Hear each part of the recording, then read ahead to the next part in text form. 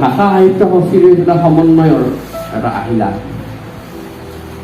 এটি গীত আকৌ আহিল শৰৎ, আহিন অহাৰ বাটেৰে, আহিন অহাৰ বাটেৰে আকৌ আহিল শৰৎ, বৰ্ষাৰ সেউজীয়া পথাৰ গছকি গছকি গোপনে গোপনে, চকুৰা ডাৱৰৰ আৰে আৰে, আহিনৰ প্ৰথম পুৱাতে নিয়ৰৰ সৈতে গোপন প্ৰেম শৰতৰ, কহুৱা শেৱালিৰ সৈতেও প্ৰেমৰ গুণগুণনি শৰতৰ, তুমি চঞ্চলা শৰৎ আকৌ আহিল শৰৎ, স্বাগতম তোমালৈ শৰৎ।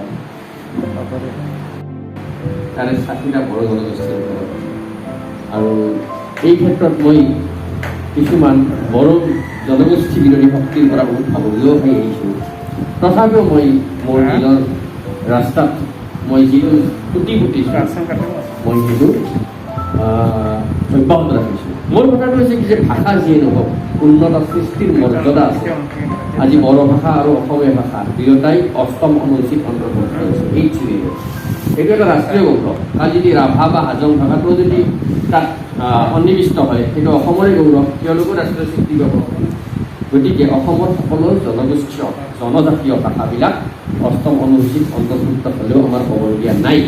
কিন্তু আজি আমাৰ মাজৰ পৰাই কিছুমানে কি কৰিলে বড়ো জনগোষ্ঠীৰ ওপৰত শব্দটো ব্যৱহাৰ কৰিলে, বড়ো নিজে নিজে সৃষ্টি কৰিলে। কালি হয়তো কোনোবাই ৰাভাৰ আগত ক'ব ৰাভা, অসমীয়াৰ আগত ক'ব অসমীয়া, আৰু ৰাজীৱ তালুকদাৰ আগত ক'ব ৰাজীৱ তালুকদাৰ। গতিকে ভাষা জাতি জনগোষ্ঠীৰ আগত শব্দটো লিখিব নালাগে। ই এটা অসাংবিধানিক অগণতান্ত্ৰিক আৰু ইয়াক লিখিত কৰিব